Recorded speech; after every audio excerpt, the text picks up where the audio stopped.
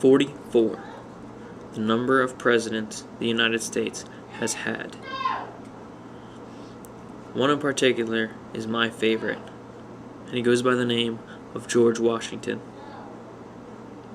He was born in 1732 into a Virginia planter family, and he learned the morals and manners and knowledge that came with the 18th century. So he was a very, very kind person, knew right from wrong. He was smart and pursued military arts and Western expansion. He knew this at the very young age of 16, knew what he wanted. But in 1754, he was commissioned a lieutenant colonel and fought some of the first skirmishes that led into the French and Indian War. So he was early into military and war. From 1759 to the outbreak of the American Revolution, he kept to himself and tended to his lands around Mount Vernon, and served in the Virginia House of Burgesses, who, when he married a widow by the name of Martha Dandridge Custis, and devoted his life to being busy and happy.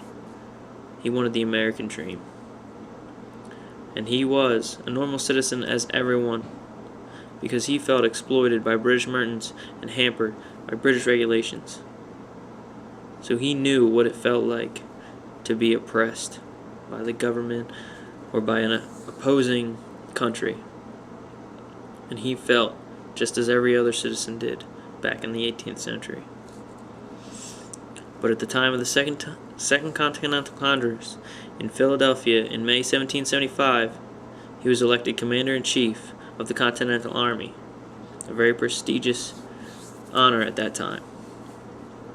That same year, July 3rd, at Cambridge, Massachusetts, he took command of many troops into a 6-year-long war. He fought many battles and had to fall back many times, but he would eventually strike unexpectedly. It wasn't until 1781 when the French allies helped him force the surrender of Cornwallis at Yorktown. After that, he wanted to retire to Mount Vernon, but he knew the nation was not functioning well under the new Articles of Confederation. So he had to do something about it. He was a prime mover to lead to the Constitutional Convention in Philadelphia in 1787. When this new constitution was ratified, he was unanimously elected president.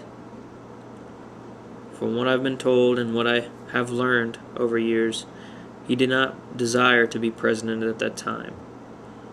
And when they did elect him president, they wanted to call him king, and he refused them to call him king because he said no man should have that power. And I respect him for that. That is one reason why I look up to him, and why he is one of my favorite presidents.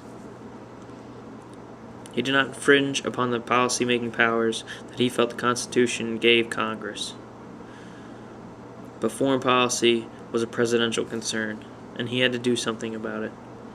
Because when the French Revolution led to a major war between France and England, he refused to listen to his pro-French Secretary of State and his pro-British Secretary of Treasury. He wanted to wait until the United States was strong enough to fight and defend itself. He wanted to stay out of foreign wars. To his disappointment, two parties were developing at the end of his first term. So, at the end of his second, he left, and he urged his countrymen to forswear excessive party spirit and geographical distinctions. He warned against long-term alliances with other countries. So he left them with good advice. He enjoyed less than 3 years retirement in Mount Vernon, which is sad because he died of a throat infection in December 14th, 1799. The nation mourned him for months. A great inspiration to this United States.